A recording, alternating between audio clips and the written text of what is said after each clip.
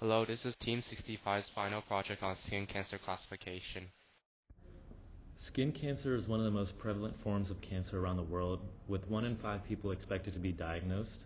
With this, it's crucial to be able to provide an easy and accessible way to get a diagnosis at an early stage.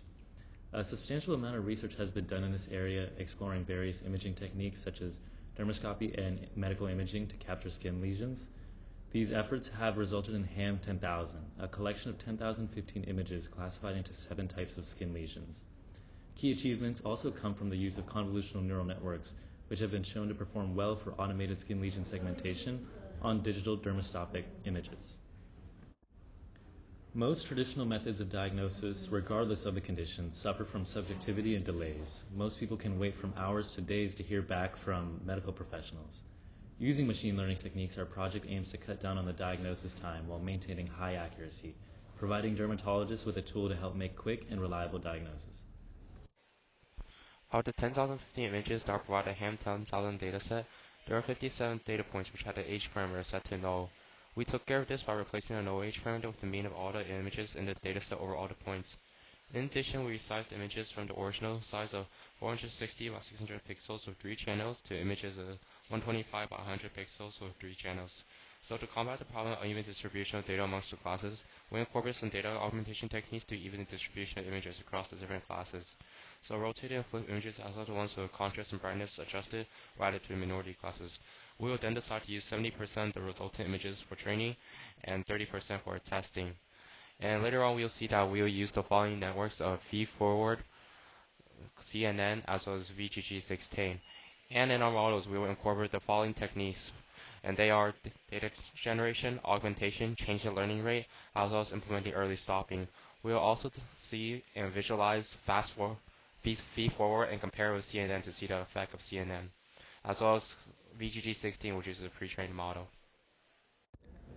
For our project, the metrics we plan to use for our model are accuracy, precision, and recall. The accuracy is a simple percentage that measures just how often our model can correctly classify a skin disease from the images we presented. The precision of our model measures how often a data point classified as having a certain skin disease actually has that skin disease, which should be the number of true positives out of all positives for each illness. The recall of our model measures how often our model is able to correctly identify a certain skin disease when that disease is actually present, which would just be the number of true positives out of all the true positives and false negatives for each disease.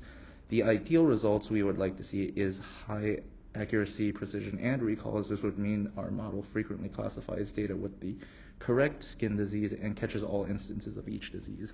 Visualized here is our feed-forward network, which we will later compare to see the impact of CNN, as well as how our CNN improved on our previous iteration of CNN. Here's our model of our old CNN, which we try to train and minimize loss on. Here we ran 20 epochs, and we did not use the methods of data generation, data augmentation, early stopping, changing the learning rate, etc. So in our new CNN, we will see that we will use these methods and increase our epochs to better help it train the model. And we will also see our new other models of VGG16 as well as feed-forward. The feed-forward will better help us exemplify the results of CNN. Here's our previous iteration of CNN from phase 2. As you can see here, the training and validation loss graphs are provided, also training and validation accuracy graphs provided, and as well as this confusion matrix. Here's the architecture of improved CNN, which will improve over the CNN that we implemented in phase 2. And this will be a result of the methods that we use, such as data generation, data augmentation, early stopping, etc.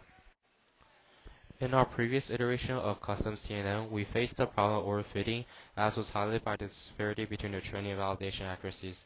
To combat this, we applied data augmentation to the training data, which included randomly rotating the images, randomly shifting the images horizontally and vertically, randomly flipping images along both axes, randomly zooming images, and randomly blurring effects. So this increased the size of the dataset on which the model was being trained on, and the different configurations also helped reduce possible bias from before. So as evidenced in the graph between validation and training accuracy, this issue is effectively addressed as the disparity between them is minimal. In addition to the data augmentation, we increased the number of epochs from 20 to 50 to better train the model, allowing it to converge on better values. So we also increased the learning rate from 0.01 to 0.05 and implemented early stopping so that the model stopped training once it no longer has so much success with its accuracy. Furthermore, early stopping was implemented on parameter validation accuracy, Overall, our group will say these changes minimize overfitting and increase the accuracy of the model from 69 to 73.6%, which you can analyze in the images that we attached in our slides. So in addition to fine-tuning our own custom CNN, we used the pre-trained VGG16 model and fit it to our training data.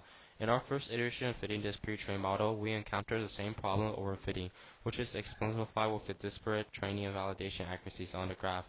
However, increasing the APOS from 10 to 20, implementing the same data augmentation from the fine-tuned CNN model, this problem was also addressed, and in the end we fit the VGG16 model with our data to have a final testing accuracy of 74%.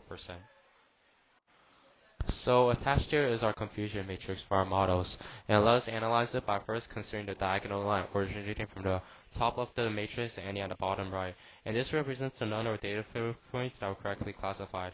So as shown in the matrix, the classification label for melanocytic nevi has a lot of instances being correctly classified.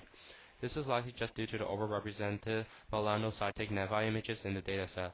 Melanocytic nevi takes up 66.8% of the data, so a possible solution to implement the future to make up for the imbalanced dataset is to use a type of data augmentation called the synthetic minority oversampling technique, also known as SMOTE.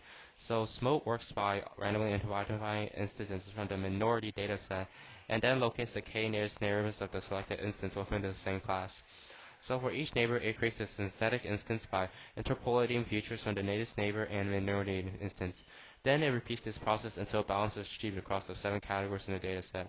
So we can also play around with other pre-trained neural networks such as ResNet or Inception and play around with some of the model architectures to make them a better fit for the images that we plan to pass in.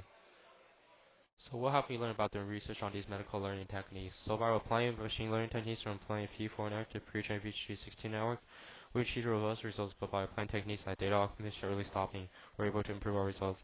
However, we do not believe a model like this should be used in medical workplace to replace diagnosis. At best, it may assist with diagnosis, but the final diagnosis should be made by a medical professional. Well, thank you guys for learning about our project as well as the model techniques that we've implemented. And attached here is our contribution tables from phases 1, 2, and 3. And here's our talent overview that were generated in phase 1 that we have followed up to our final phase. And here is our talent breakdown that we have followed since phase 1. And that was our final project as well as all the information about it. Thank you for listening. I look forward to seeing you guys again.